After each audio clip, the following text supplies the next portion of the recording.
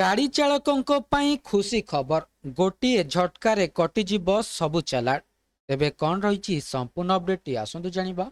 ता पूर्व चैनल रे नुआ थिले चैनल टी को सब्सक्राइब करी रखंतु एमिति गुरुत्वपूर्ण अपडेट सबुठु प्रथमे पाइबा पई।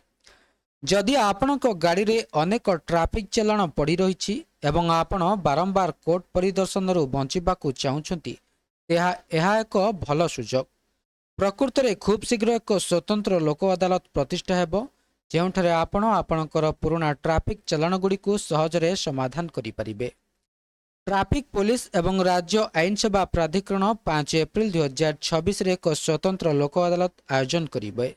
सहरर विभिन्न स्थानरू लोकंकु स्थान देबा पई एही कोर्ट गुड़िक दिल्लीर 7टी प्रमुख कोर्ट परिसर रे अंतर्भुक्त हेबो। ଏହି ଲୋକ ଅଦାଲତ ଗୁଡ଼ିକର ପ୍ରାଥମିକ ଉଦ୍ଦେଶ୍ୟ ହେଉଛି ଦୀର୍ଘକାଳୀନ ଏବଂ ବିଚାରାଧୀନ ଟ୍ରାଫିକ୍ ଚାଲାଣ ଏବଂ ନୋଟିସ୍ ଗୁଡ଼ିକୁ ଯଥାଶୀଘ୍ର ସମାଧାନ କରିବା, ଯାହାଦ୍ୱାରା କୋର୍ଟ ପରିଦର୍ଶନର ଆବଶ୍ୟକତା ଦୂର ହେବ। ତେବେ କେଉଁ ଚାଲାଣ ଗୁଡ଼ିକର ସମାଧାନ କରାଯିବ? ଏହି ଲୋକ ଅଦାଲତ କେବଳ ସେହି ଚାଲାଣ ଗୁଡ଼ିକୁ କଭର କରିବ ଯାହା ଡିସେମ୍ବର 31, 2025 ସୁଦ୍ଧା ଭର୍ଚୁଆଲ କୋର୍ଟକୁ ପଠାଯାଇଛି ଏବଂ କମାଉଣ୍ଡେବଲ୍ ଅର୍ଥାତ୍ ସେଗୁଡ଼ିକର ସମାଧାନ କରାଯାଇପାରିବ। ଏହା ଜାଣିବା ଗୁରୁତ୍ୱପୂର୍ଣ୍ଣ ଯେ प्रत्येक चालाण को एथिरे अंतर्भुक्त कराजिबो नाही, केवल सही मामला गुड़ी को अंतर्भुक्त कराजिबो जहाँ घटनास्थले समाधान कराଯାଇ परिबो। लोक अदालत केतेबेले आरंभ हेबो? लोक अदालत 5 एप्रिल रे सकाळ 10 रु अपराह्न 4टा पर्यंत अनुष्ठित हेबो। आपनको पूर्वरु ऑनलाइन रे एक स्लॉट बुक करबा को पड़िबो। लोक अदालत पई बुकिंग 30 मार्च 2026 रे सकाळ 10 रु आरंभ हेबो एवं प्रथमे पांतु आधार रे हेबो।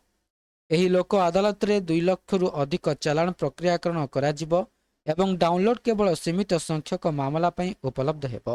ତେଣୁ ଶୀଘ୍ର ହେବା ଅତ୍ୟନ୍ତ ଗୁରୁତ୍ୱପୂର୍ଣ୍ଣ। ଏହି କାମ ପୂର୍ବରୁ କରିଦିଅନ୍ତୁ। ଯଦି ଆପଣ ଅଂଶଗ୍ରହଣ କରିବାକୁ ଚାହାନ୍ତି ତେବେ ପ୍ରଥମେ ଦିଲ୍ଲୀ ଟ୍ରାଫିକ୍ ପୋଲିସ ୱେବସାଇଟ୍ ପରିଦର୍ଶନ କରନ୍ତୁ ଏବଂ ଆପଣଙ୍କର ଚାଲାଣ କିମ୍ବା ନୋଟିସ୍ ଡାଉନଲୋଡ୍ କରନ୍ତୁ ଏବଂ ଏକ ପ୍ରିଣ୍ଟ ଆଉଟ୍ ନିଅନ୍ତୁ। ମନେ ରଖନ୍ତୁ ଯେ କୋର୍ଟ ପରିସରରେ ପ୍ରିଣ୍ଟିଂ ସୁବିଧା ଉପଲବ୍ଧ ହେବ ନାହିଁ, ତେଣୁ ପୂର୍ବରୁ ପ୍ରସ୍ତୁତି କରିବା ଗୁରୁତ୍ୱପୂର୍ଣ୍ଣ ଅଟେ। ତେବେ ଲୋକ ଅଦାଲତ କେଉଁଠାରେ ଅନୁଷ୍ଠିତ ହେବ? ଏହି ଲୋକ ଅଦାଲତ କର୍କୋଡୁର୍ମା, 30 ହଜାରୀ, ପଟିଆଲା ହାଉସ୍, ସାକେତ, ରୋହିଣୀ, ଦ୍ୱାରକା ଏବଂ ରାଉଜ ଆଭିନ୍ୟୁ କୋର୍ଟରେ ଅନୁଷ୍ଠିତ ହେବ। ତେଣୁ ଆପଣ ଆପଣଙ୍କ ସୁବିଧା ଅନୁସାରେ ନିକଟସ୍ଥ କୋର୍ଟକୁ ଯାଇ ସହଜରେ ଆପଣଙ୍କର ଚାଲାଣ ସମାଧାନ କରିପାରିବେ।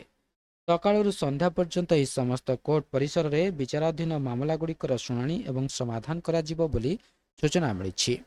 तेबे आथिला संपूर्ण अपडेट। वीडियोटी भल लगी भिडियोटी को लाइक करंतु, शेयर करंतु एवं चैनल टी को सब्सक्राइब करने भूलंतु नहीं।